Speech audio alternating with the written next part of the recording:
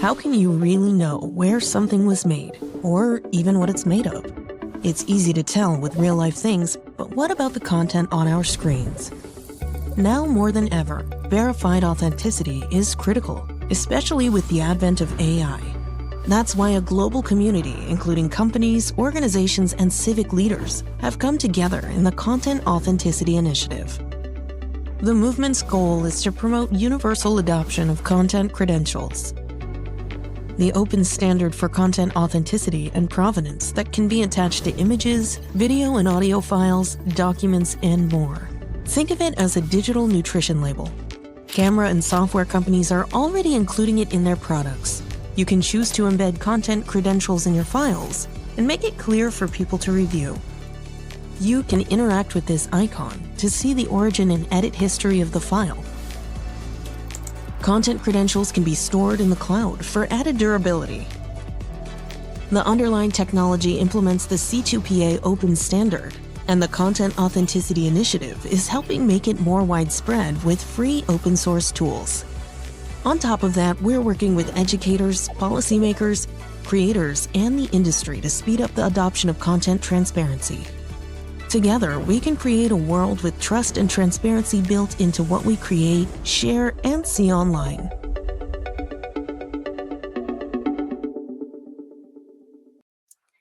Hello, everyone, and welcome to our conversation on authenticity for video workflows. My name is Jen Tse, and I'm the community manager at the Content Authenticity Initiative. And as you saw from that intro video, our work at the CAI is about accelerating the adoption and the implementation of the open C2PA standard of content credentials.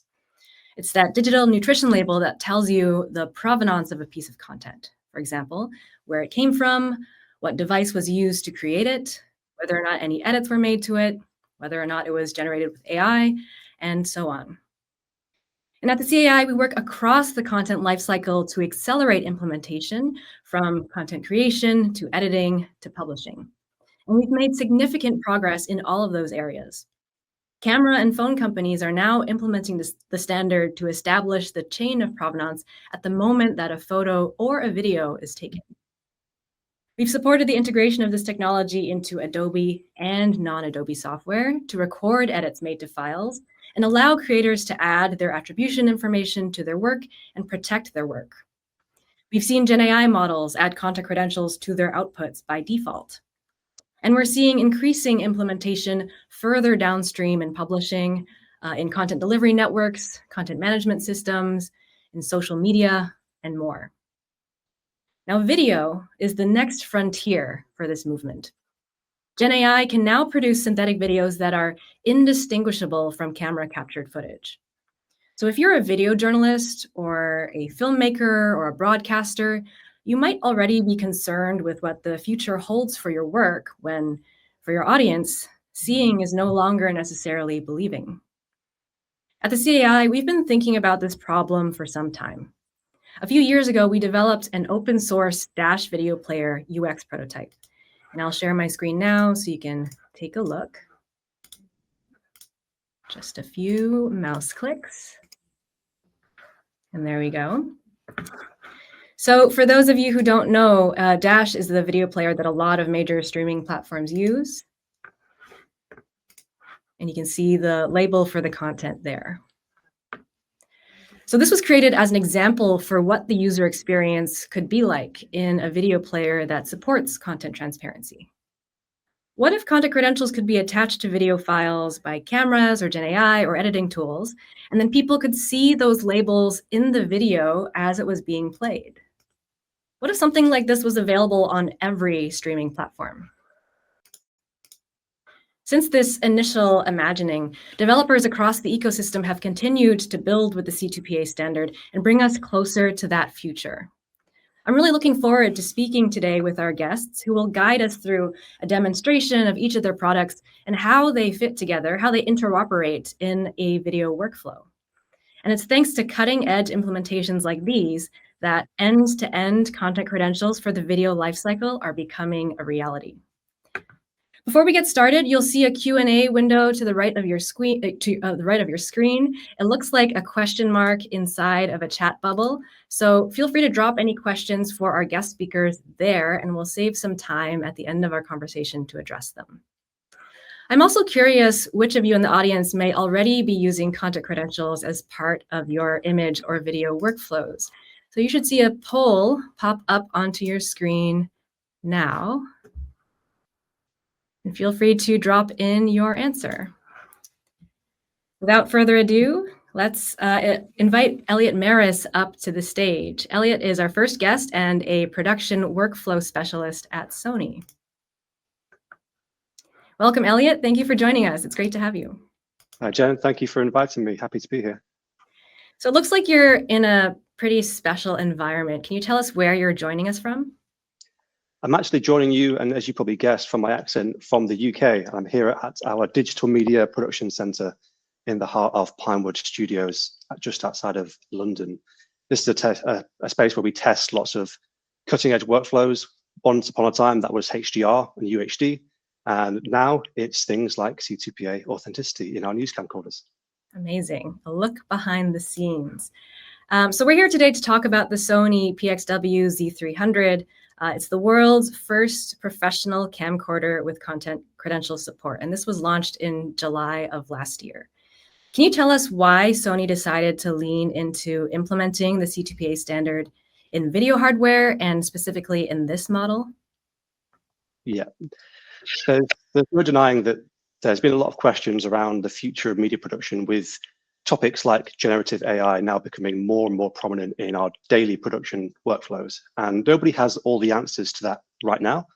But for us, we wanted to focus on a really key question. And that question was, what can we do as a camera manufacturer to help preserve the authenticity in those high trust sectors like news and documentary production in a world where it is so dangerously easy to modify or generate content with AI? So when we were developing the PXW Z300 as our true next-gen flagship news gathering camcorder, we were hyper aware that broadcasters and news agencies aren't just using this camera, they're trusting this camera. And they're trusting this camera to capture the truth in whatever environment it goes into. So that made it a top priority for us to implement video content credentials at the point of capture, so that that content can carry that provenance record along every step of the journey. And for that to be possible, we have to support consistent cross-industry open standards like C2PA. If manufacturers start to box their users into their own individual ecosystems, that becomes a really difficult process to manage for the end user. I agree. Couldn't agree more. What information can you record onto files with the PXW Z300? And how does that metadata stay attached through workflow processes and eventually publication or streaming? So on the Z300, you can record both the standard production metadata that we all know and rely on, but you can also capture the C2PA content credential information directly into the file at the point of capture. This is a signed record indicating that the footage originated from a real camera, and it also includes capture assertions, and where possible, downstream tools can see the edit history of that media. The content credentials are embedded into the media itself, and they're cryptographically bound to it. And they're designed to travel with the media rather than sit in a separate sidecar, which could be lost or modified separately. If the file is altered in a way that breaks that cryptographic bind, then verification tools will flag that, and it will flag that provenance can no longer be trusted in that piece of media. But if that footage is transcoded or edited or delivered in compatible software, the credentials can be preserved and even updated to reflect the processing steps and maintain that critical chain of custody throughout the production process, from capture through to post through to distribution. And on C2PA compatible platforms, viewers can actually inspect the published assets content credentials, and they can see the provenance and any declared edits in that material at the point of consumption.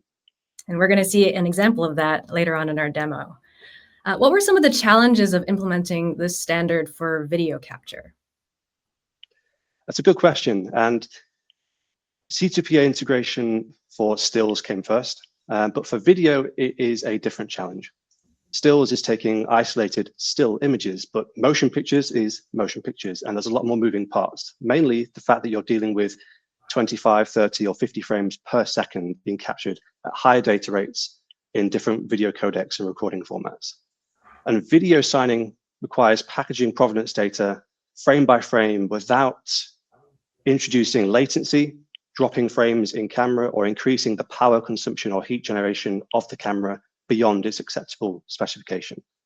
And that implementation not only has to work for video frame by frame, but it also has to be robust to survive long takes, high bit rates, and all kinds of different recording modes.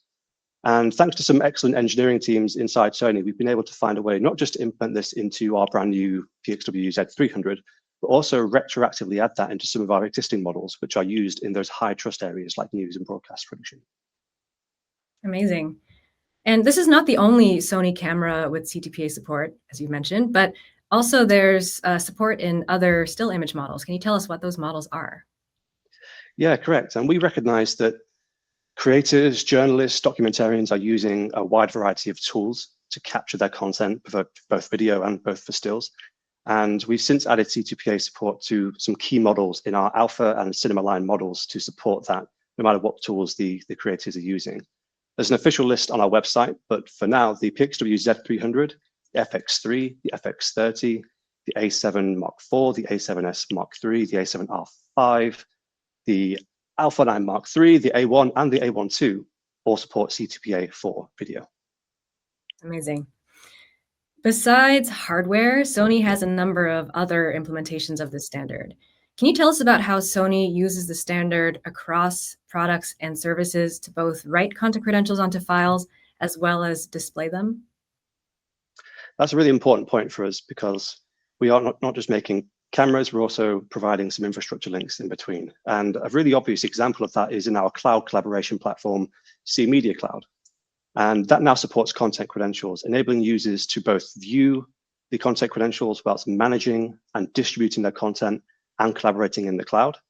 But on top of this, we also have some advanced hardware implementations, and some Sony cameras can actually record some supplementary authenticity data, which is actually beyond that C2PA specification. That includes things like server time and 3D depth data per frame.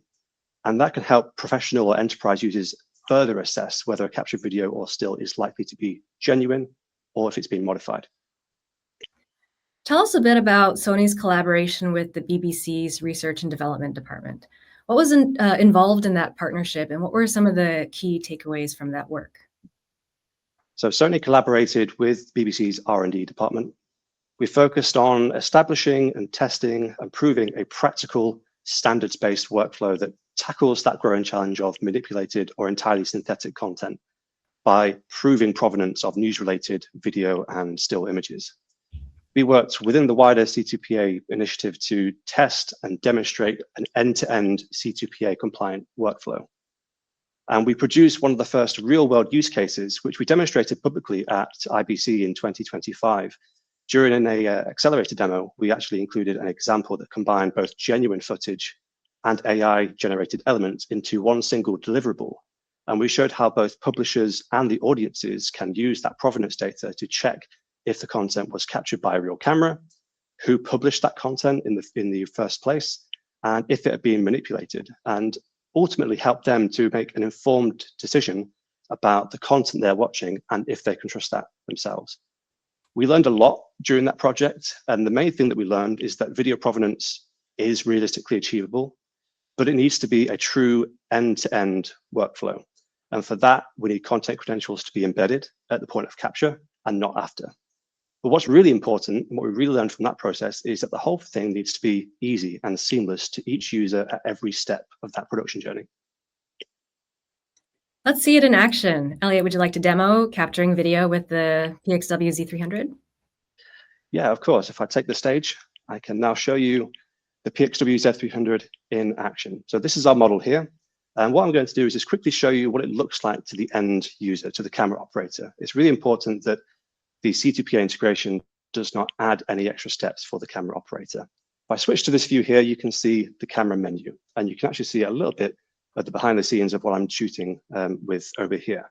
If I dive into our camera menu, in fact, before I do that, I want to draw your attention to the left-hand side of the screen. About halfway up, just above the record time indicator, you can see two symbols. you can see SIG and you can see CR. That's telling the camera operator that we have the license for the digital signature and that we have a content credential certificate attached to this camera. So all the content that we capture on this camera will have that content credential signature embedded in the material. And if I go to our menu system here and go back to the top of that menu system, we can actually navigate through here and we can see the process of enabling this in camera. And it's really important for us that it was super simple. And it's nothing outside of the normal workflow of a camera technician or a camera operator. We can go to our maintenance menu and we can see our license options. And anybody who picks up this camera can navigate to this menu and we can see exactly what license we have on this camera. So you can see that this one has a 122-day license for digital signature in our proxy material. And if we go to our digital signature, we can see that we have a certificate loaded and we can see our server time that's been set with that digital certificate. So that now means that everything that we shoot on this camera is embedded with that content credential information. And what I'm going to do now is just quickly take a test clip. And I'm actually going to allow that to upload automatically to our cloud service using this onboard device here.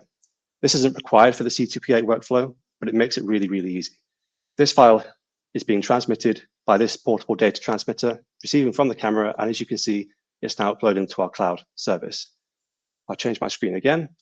You can now see I'm inside Sony's C Media Cloud, and I have a test workspace here showing some content that has arrived from this camera this afternoon. And I can see a little notification here saying, click to refresh because I have some new content in this space. So I'm going to go ahead and refresh, and I can see the file that I just uploaded here.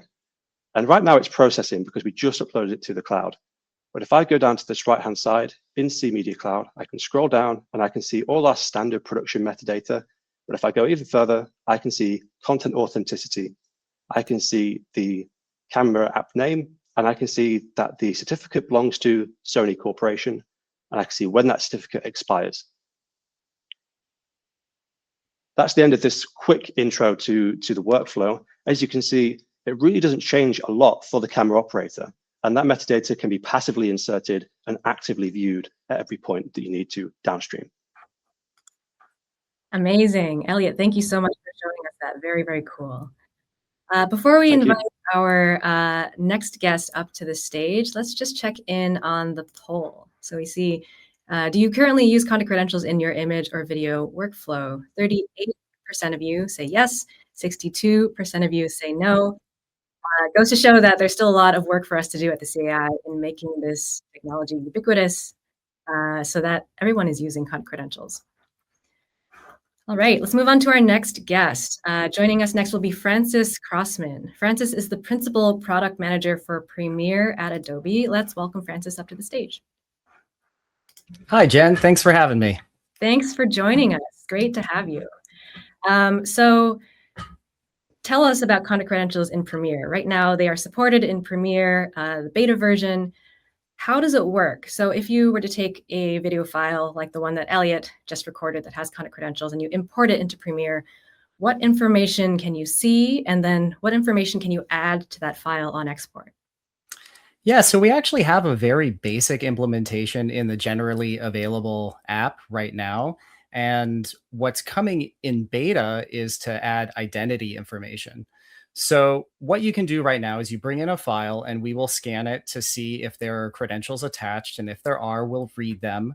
And then as you're editing, we'll hold on to those credentials. And then on export, we can embed those as well as some additional identity information. And the identity information is your verified name and social media accounts if you wish to include that kind of information. How do you view the content credentials after you add them to the files? So in Premiere, we have a new metadata column in the project panel for content credentials, and you can see the status of content credentials for all the files in your project there.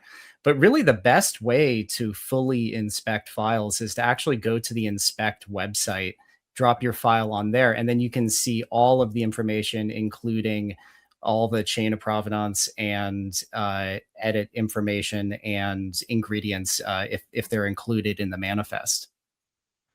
And video editing can get pretty complex. So let's say you have multiple source files and they all have different content credentials, and then you splice them all into the same video. Will all of that respective information be preserved when you export the final video? Yeah, certainly. So, I mean, of course, it's expected that with a video editing workflow, you're going to be combining lots and lots of different files. So, we can certainly combine files that have credentials and don't have credentials. The editor doesn't need to worry about it. On export, we will package everything up and include ingredients for source files that do have credentials attached. And then later on down the line, when you're inspecting that outputted file, you can see those ingredients and inspect the individual manifest information on each of those ingredients. You mentioned that the inclusion of identity is in the beta version. What are you hearing about, what are you hearing from initial feedback about this integration? Yeah, well, when we're talking with both enterprises and also individual creators, I think the general consensus is everyone is quite worried in this world of AI. When everything's fake, how do you know what's real? And also, individual creators are quite worried about their hard work being mislabeled as AI or being stolen, so to speak, by AI training on their information. And so when we have shown off this work, I think the enterprises are very interested in making sure that they can assert that what they're doing is genuine and real and doesn't use AI. And the creators are very concerned with making sure that their stuff isn't stolen. And the identity information solves both of those problems. You can stamp a verified name on there so that when someone is inspecting the content credentials of that file down the line, they can see a verified assertion of who created it. And for those individual creators, the ability to actually add a tag on there that prevents AI models from training on your creative output is very, very important. But this is also a wild new world. I think everyone is wrapping their heads around it kind of all at the same time. And so I think the jury's still out on exactly how this whole thing is going to shake out with the world of AI. But what I can tell you is the people we've talked to are appreciative that companies, like Adobe are taking a leadership stance in this world to try to promote content authenticity. So in some other Adobe products, for example, Photoshop, you can record the edits that you make to files, and then you can see those edits in the content credential. Will Premiere eventually be able to add content credentials that show edit history? Yeah, I think the short answer is yes. We don't do it right now, but we have to tread lightly here because we want to make sure not to give away people's creative secrets. If we put too much information in there, it could very easily kind of show the creative secret sauce, so to speak, and we don't want to give that away. So we're going to have to strike a balance of providing the right kind of information so that the viewer can judge whether or not they want to trust what they're watching while also protecting your creative secret sauce. Yep, it's a similar issue or a similar consideration in the photo world where if you're a photojournalist, maybe you want to see or to show to some extent that your photo hasn't been manipulated. But if it's part of your trade secrets to edit a photo for another use case, maybe that's not something that you want to show. Can you tell us what's next on Premiere's roadmap for C2PA support? Well, the very next thing is, of course, the inclusion of this identity information, which is in beta right now. You can download the public beta if you're a Creative Cloud subscriber and try it out right now. And if you're going to be at NAB, of course, you can come by our booth and get a demo of that. So that's the next thing that's right on the horizon for us. Nice. So Francis, let's see the demo. So it's a bit, and I'll liken this to a bit like a cooking show where, we've seen Elliot record the video and add content credentials. We're not going to have that be a live demo where that same video is what you're going to show with the edits. But we have a pre-baked version so that you don't have to watch it cook. All right. So here is that. And this is a good, just very high level indication that yes, there are content credentials. So let's go ahead and, add this into my sequence and do a little bit of editing, trim the, the head and the tail as you do. And cool. And then it needs just a little bit of audio work. So I am going to enhance that. Nothing major. This is a test file from the Sony PXW Z300 camcorder. Okay, very cool. So now I need a little bit of B-roll. So let me grab an image that I previously prepared and add this into my project here. And let's just take a look at this. There's something a little fishy going on with this image. Yes, it's very clear that this is an AI generated image. And just to make sure everyone knows, this is not the Z300. This is an AI generated image from Adobe Firefly. So just to make sure that nobody is confused, AI generated. Okay. And okay, cool. So we can look in the project panel and we can see that this is an AI generated image in that content credential column here. So we can see here AI generated. Now we have another file here, which has content credentials that are attached. And this is an authentic image. This is the actual real thing. This is the real camera here. And okay, so that's fine. Let's, just trim these down a little bit. And let's say that my piece is done. I'm going to win an Emmy. This is the best thing ever. Let's export this. So in the export tab in Premiere, we can see a new content credentials section here. And we have the option to include apply content credential preferences at export. And what these are that identity information. And so we can see here a little preview of my name, which has been verified, some social media accounts, Behance and LinkedIn, and that I'm requesting that generative AI models not train or use my content. And the way that you set these up is through the centralized Adobe Content Authenticity Preferences website. And the intention here is that you set these up once, and then as you're making your way through your creative workflows with Creative Cloud applications, that if you choose to include this information in exports in other apps, Photoshop, for example, that you just have to set this up once and you can include it every time you export anything. But I want to talk about verified name really quick because this is an important one. In order to set up my verified name, I verified it through LinkedIn, and I actually had to upload identification, like a picture of my driver's license. And that's a way to verify that I am who I say I am. So this is very robust. And I'm also choosing to include some social accounts.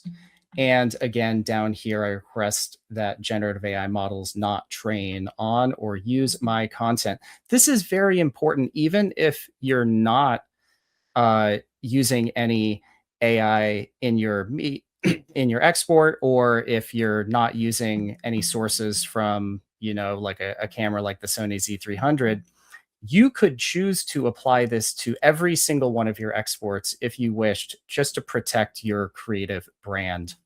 So, okay, back over here in Premiere, I'm going to hit export, and it went by really fast, but there was a little notice there that said applying content credentials. And if I go and inspect that file on disk, here it is, and I bring that over to the inspect website, I'm going to be able to inspect all of the credentials that are attached to this file. So the overall file has a manifest in it, and it's showing me my verified name, a link to LinkedIn and Behance, and that I don't want AI models to train. And we can also see that this content was partially AI edited. And that's because of that AI generated image that I included.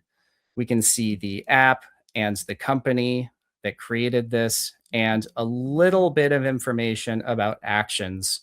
Now, again, this will get more robust over time.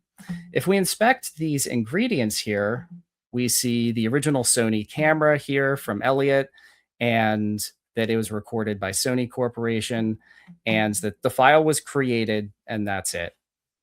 Here is that AI image that was created with Adobe Firefly.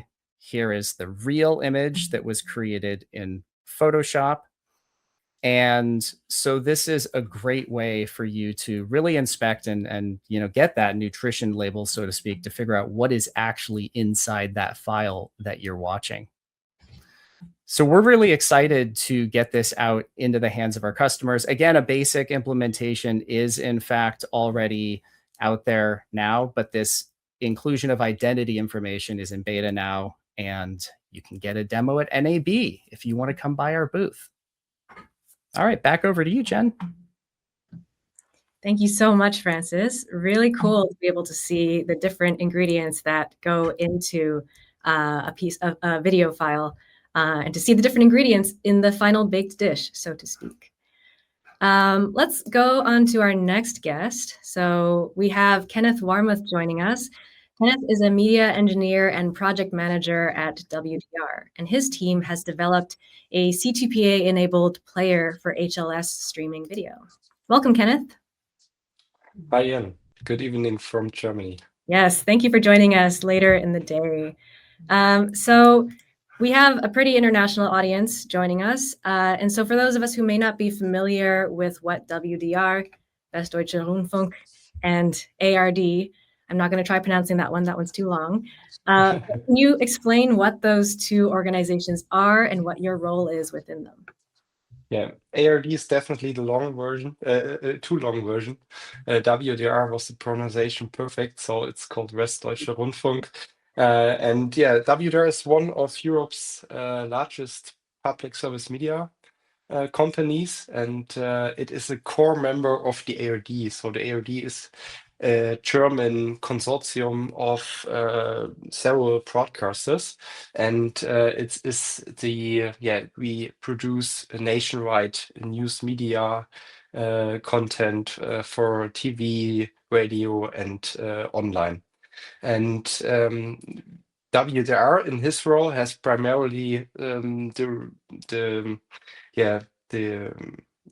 primarily serves North Rhine-Westphalia. It's one part of Germany. It's the most populous state, and the content reaches well beyond. So not only North Rhine-Westphalia, also the whole nation by TV, radio, and digital platforms. And the federal network of the ARD, of its regional podcasters, is not so it's not a single centralized organization. So all regional broadcasters are serving content through the ARD.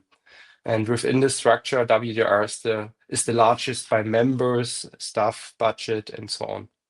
And I'm working at WDR, but in my role, I'm project manager, as you mentioned, for C2PA and all this stuff. I'm supported by my colleague, Martin Krome, and he does a lot in the streaming part. He's a streaming architect, and I'm looking into the whole project and the interfaces. So I'm more the production guy.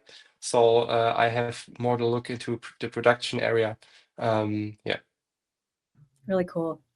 What motivated WDR to explore implementing the C2PA standard in streaming video? Yeah, so there are two specific words, so authenticity and provenance. And authenticity of content, of our content, is one of the cornerstones of our work. And so of our reporting, authentic journalism. And in this time of AI generate content, deep fakes, and so on, it is necessary to have a look into technologies who can help us to prevent that we distribute AI generated content. And on the other hand side, we want to distinguish between AI generated content and real content at the interest, for example. And that's really important. Mm-hmm.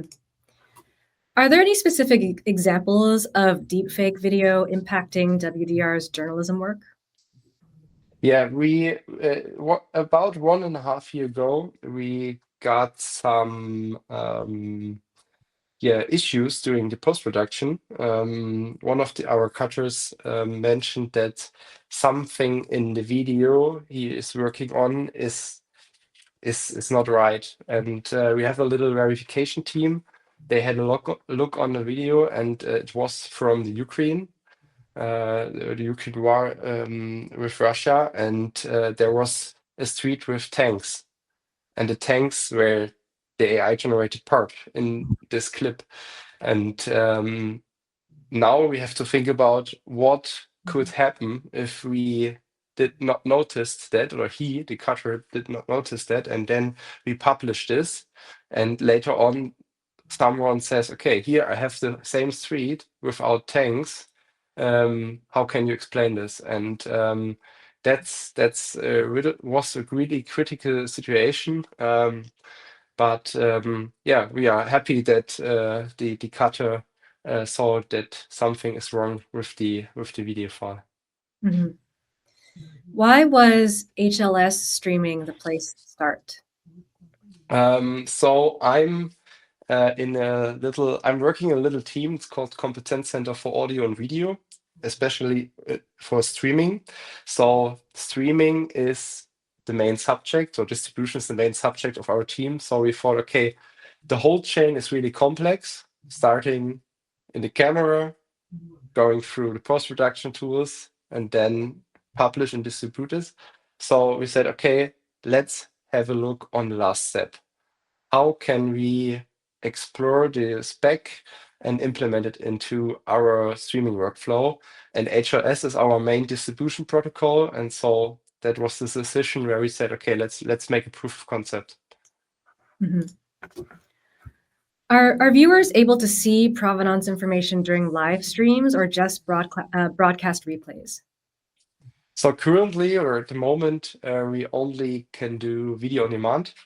Live streaming is not working, but we have already looked into live streaming in the live streaming working group and in the 2.3 spec, and we are in contact with other CAI and C2PA members regarding this topic, so that they can help us to make this happen. So, but currently only video on demand. What challenges have come up in the process of introducing this idea of provenance to newsroom and broadcast workflows? Like, as you speak with journalists who would be working with this, has any feedback come up from them? Yeah. So in general, that is a mix of technical, operational, and also cultural challenges. So on the technical side, the most systems strip or overwrite metadata and break in provenance chain as one example. And to a question, the most journalists don't want to add something, a new step into their workflow. It must be easy to adapt or to see, okay, it's authentic or it's not authentic. So the whole process should be easy. And the standard or the spec is not so easy to explain to not engineers. And that was one other challenge. So to translate it in a specific way that they understand how they can profit from this technology. I hope that answers your question. Why was it important for WDR to make this work, open source? And how do you hope other companies will engage with it? Yeah, so our current work focuses on three things. So testing, evaluating, so gaining experience, and preparing C2PA technologies for our real world. So for our workflows across our systems.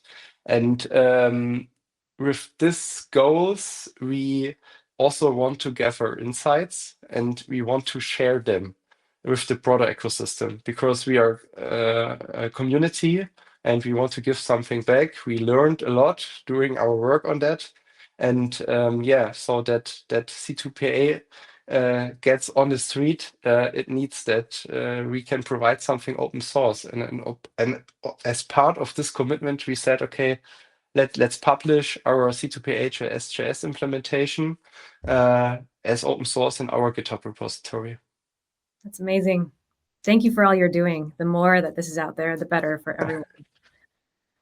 So the HLS player that you are about to show us today is still a prototype. When do you expect it will be available to the public?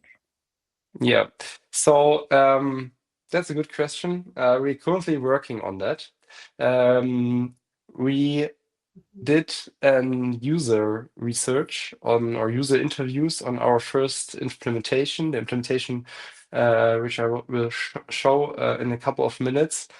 And we got a lot of feedback, and now we have to make adjustments. Also, the most users don't want to see class to class if we distribute it on our streaming platform, as an example. So we are working on that. Hopefully in 2026, we will have the player available for some specific content on our streaming platform, ARD Mediathek. Amazing. Looking forward to it. So now, Kenneth, you're about to show us your demo of the HLS player, and you're going to use the video that Elliot recorded and then gave to Francis, who edited it. And now we're going to see it in the HLS player and see the content credentials surface from all those previous steps. Yes, give me 1 second.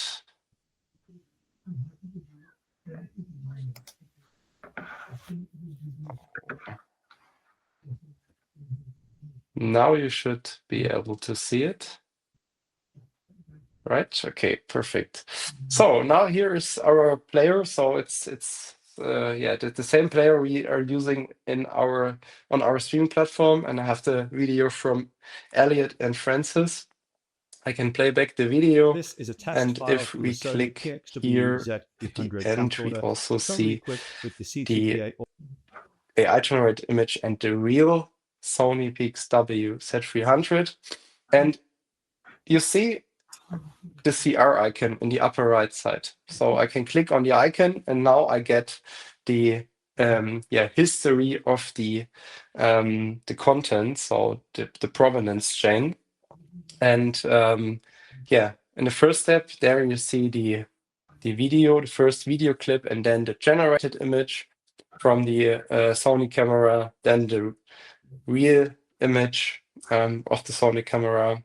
There was a video generated in Adobe Premiere Pro, and in the last step, that's the step on top, the current step on top, where we doing the fragmentation and designing with the private key from WDR and the certificate using AWS Lambda functions.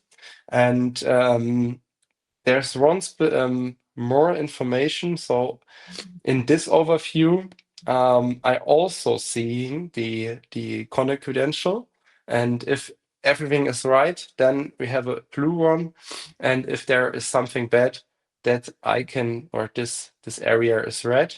And under the title of this demo, it is German unterstützt durch KI, supported by AI, and this part is triggered by our validation. So if our validation logic sees in the manifest, okay, there is AI generated content, then he provides this information to the end user. And as you see, it's the first step, it's a prototype, there's a lot to do. So also this overview of the provenance chain, what information should be shown. So that's not only generated video, it's generated in Adobe Premiere Pro. That could be a good information. But as you see, we are able to provide all the information from Elliot with the camera in the studio through Francis, and then publish it using HLS or Dash. Awesome. Really cool, Kenneth. Thank you for sharing. So that concludes our cooking show. Let's move on to the Q&A section of this event. So let's bring all of our speakers back on stage. All right, welcome back, everybody. So let's just take a peek here in the Q&A panel. Lots of good questions in there, and our team has also been hard at work responding to questions as they show up. Thank you, team. So this one is from Brian Digate. I'm sorry about pronunciation if I got that wrong. What does the Sony camera do if it records a deepfake video from a high definition screen? Does it know that it is a 2D image and not 3D? That is a really excellent question. It's a really great question, because you're right. If you have a camera with a C2PA license and you film a 2D screen, then what is to stop anything downstream being fooled by that illusion? And there's some ways of preventing that. And I can't dive into all the engineering secrets right now on this public webinar, but what I can say is that the Sony sensors produce a lot of data, and a lot of data is measured for all kinds of reasons, such as autofocus. But also, if you look at our stills cameras, which are used for applications like photogrammetry to produce 3D depth point clouds for VFX assets in cinema or CGI content creation, there's information there. So when we analyze our material using a tool that we've developed called Sony Camera Verify, we can actually look at the material. We can see the license and the certificate attached to it, but also we can analyze the frame pixel by pixel and understand the depth map of that. So if we point a camera at a 2D screen, the camera will perceive a 2D depth. So if we fail that check, then that is another layer to verify if the content is genuine, or if it was captured by a genuine device in a non-genuine way. It's a really great question. We have a lot of questions that have already been responded to, but I know that those questions won't be visible on the recording of this event. So I'm just going to read those questions and answers out so that anyone watching this later on can also hear those responses. So we have a question from Benedict Lorch. Is there any support for C2PA in webcams and video conference applications that would support a participant in understanding whether and how a sender is modifying their video stream? And Colleen has responded, Ring Camera has also implemented C2PA standard using a content credentials reader, and there's a link there if you'd like to see it. So Ring has released Verify, which is an inspection tool that allows users of Ring's doorbell cameras and security cameras to confirm that those videos actually came from those devices. So there's a number of ways to see content credentials besides the inspection tools that we showed you in this event. This one's from Eileen Louis Caruthers. Having a tag inside Adobe metadata asking for AI models not to train on your content is nice, but what's to prevent them from ignoring that other than their own goodwill? That's a really, really good question. Good question. Adobe Firefly respects this today and prevents upload when these credentials are in a file. And we hope that other companies will follow suit. Policymakers in the EU and UK are looking at C2PA as a model to enable creator rights in this context. It's also great for creators to be proactive about protecting their work, even if there isn't policy to enforce it right away. It's good to be able to take that step to protect your work. Let's see what else we have here. Is C2PA planning to support real-time streaming in the future? For example, in a webinar like this one? Andy has responded, there is spec support for live video as of spec version 2.3. I'm aware of at least 2 implementations. Great suggestion for a future event on live and broadcast. Good to keep in mind. Are any groups researching how difficult it is to forge C2PA credentials for generated or altered content? From Andy, more importantly, the C2PA conformance program establishes rigor around security assurance levels, trust roots, and ensures compatibility. It conforms products that create signatures and validators that read them. So for those who aren't aware of the C2PA conformance program, similar to how Wi-Fi enabled devices can all work together and Bluetooth enabled devices can all work together, the C2PA conformance program allows for products and services to interoperate securely and reliably and with full compatibility with each other. And so it's really important for this movement for content provenance to scale and for it to become universal. I also have a couple of questions for our speakers. This one is for Francis. What kinds of creators have you been hearing feedback from in your product development? Really all sorts. We had a meetup in San Francisco last month where we talked a little bit about content credentials, and those were a range of individual, social media creators, mostly posting on TikTok and Instagram and that kind of thing, as well as, people who did work for brands, freelance type folks, or folks who were feature film editors. It really kind of ran the gambit. And this is an area that everyone was really interested in learning more about and very concerned about.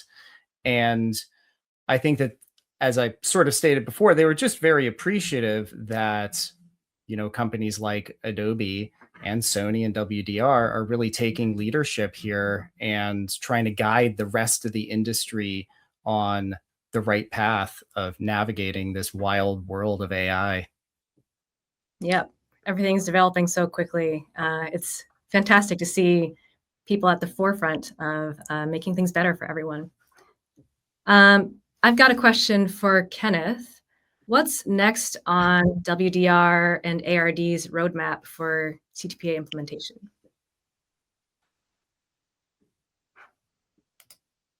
Oh, I think you're muted, Kenneth. Sorry for that.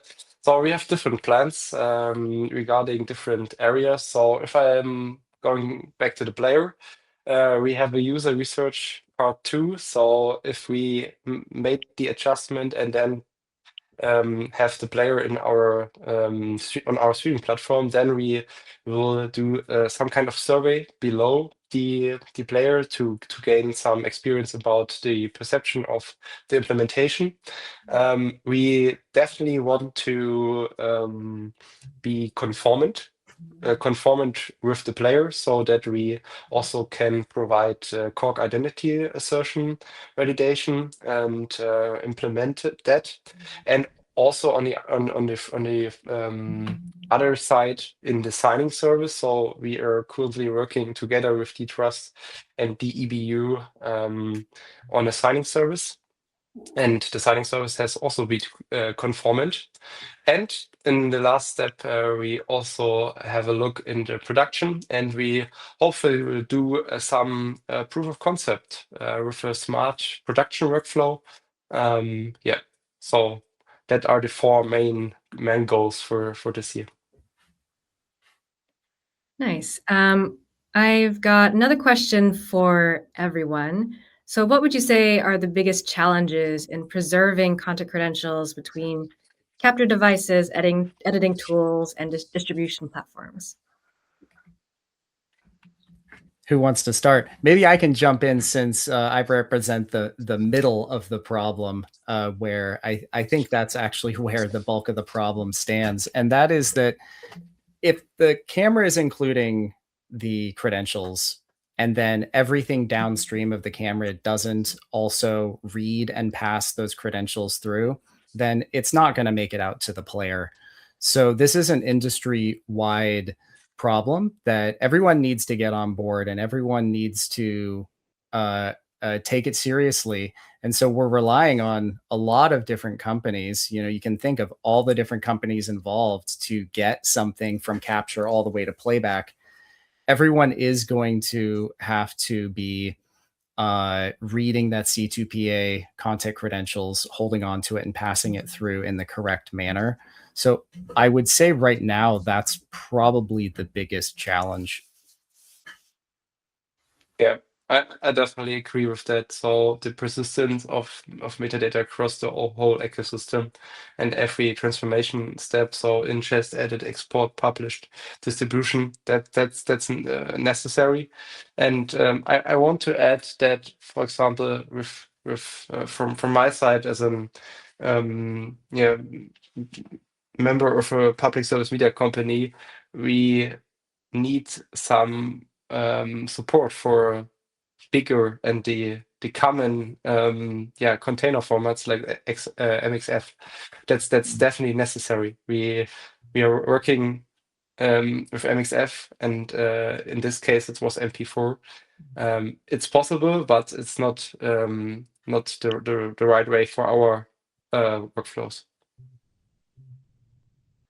Anything to add, Elliot? I think you both covered it really well. There was a point where the challenge was, what can we do on the camera side to prevent this use of illegitimate content? We've answered one step of that, which is we can now create those credentials in camera for both stills and video, and we can do that across a wide variety of models now, and that's the camera side. And now it's about, as Francis said, making sure that the tools that are downstream are all supporting it in the same way. We know that creators will use all kinds of tools to create content, no matter what application it is. And there's lots of trimming and transcoding and re-rendering and all these different processes that get applied to the material after the point of capture. So really the challenge is making sure that the creators have the freedom to continue creating in whatever way they choose to create, while staying within a C2PA compliant workflow. And that's where something like a company like Adobe is really exciting, because you offer so many different tools and solutions within that Adobe ecosystem. And that's where Sony is really exciting, because we offer so many different types of camera solutions. So it's getting easier, but that piece in the middle that Francis mentioned is really the next step. We are just about out of time. Thank you so much to all of our speakers for all of your insights and for showing us a demo that I think can serve as a blueprint for a lot of organizational video workflows in the near future. Thank you to everyone in the audience who joined us from wherever in the world you're based. Before we all log off, I'll invite you all, if you haven't already, to consider joining the CAI so that you can stay up to date on the latest developments in this movement for content provenance, and so that you can hear about events like this one. If you are an implementer building the C2PA standard into your product or your service, be sure to check out the CAI Discord so that you can connect with other implementers, to get guidance from the CAI team, and to access educational resources. And finally, if you are a CAI member and you already have a live C2PA implementation that's on the market, I strongly encourage you to submit it to the CAI Marketplace, which is coming soon, so that you can be featured. The CAI Marketplace will be a public-facing resource for navigating the provenance ecosystem so that anyone can find C2PA-enabled implementations and the companies and organizations behind them, as well as connect with other implementers building a more transparent internet. And Santi will drop all of those links in the chat. Thank you so much, everyone, for joining us, and we will see you at the next one.